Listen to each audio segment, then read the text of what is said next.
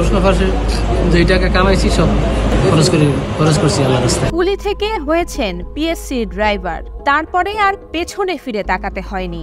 নাটকীয়ভাবে ভাগ্যের চাকা ঘুরিয়ে 12 বছরে গড়েছেন সম্পদের পাহাড়।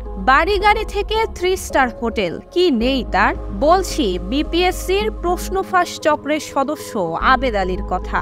জানা গেছে নিজ গ্রামে উপজেলা চেয়ারম্যানও হতে চেয়েছিলেন তিনি, তবে তীরে এসে যেন তরিটি ডুবল আবেদ আলীর।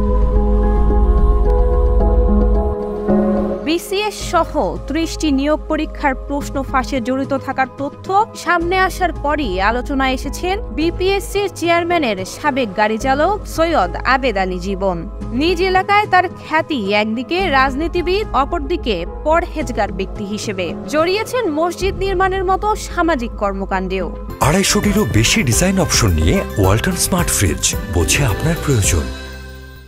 এই সবই কি তাহলে প্রশ্ন ফাঁসের টাকায় করেছেন আবেদ আলী? এটাই এখন জাতির প্রশ্ন। প্রশ্ন ফাঁসে 2 টাকা কামাইছি সব খরচ করছি আল্লাহর রাস্তায়। প্রশ্ন ফাঁসে তার জড়িত থাকার তথ্য গণমাধ্যমে প্রচার হওয়ার পরেও তার লেবাস দেখে গ্রামের বেশিরভাগ মানুষই বিশ্বাস করতে পারছেন না এই তথ্য। একজন পরহেজগার মানুষ যিনি প্রতি বছর হজ করেছেন, কোটি টাকার বেশি খরচ করে এলাকায় মসজিদ মাদ্রাসা নির্মাণ করেছেন, তিনি দুর্নীতিতে জড়িত মানতে পারছেন না এলাকাবাসী। তবে ফুটপাতে ঘুমিয়ে কুলির কাছ থেকে নিজ কর্মজীবন শুরু করা আবেদ আলী কিভাবে এত অর্থবিত্তের মালিক হলেন সেই সম্পর্কে ধারণা নেই এলাকাবাসীর। একাধিক সূত্রে জানা গেছে স্থানীয় রাজনীতির মাঠে ময়দানে কোটি টাকার গাড়িতে চড়ে জনসংযোগ করেন আবেদ আলী এবং তার পুত্র ছাত্রলীগ নেতা সৈয়দ সোহানুর রহমান সিয়াম।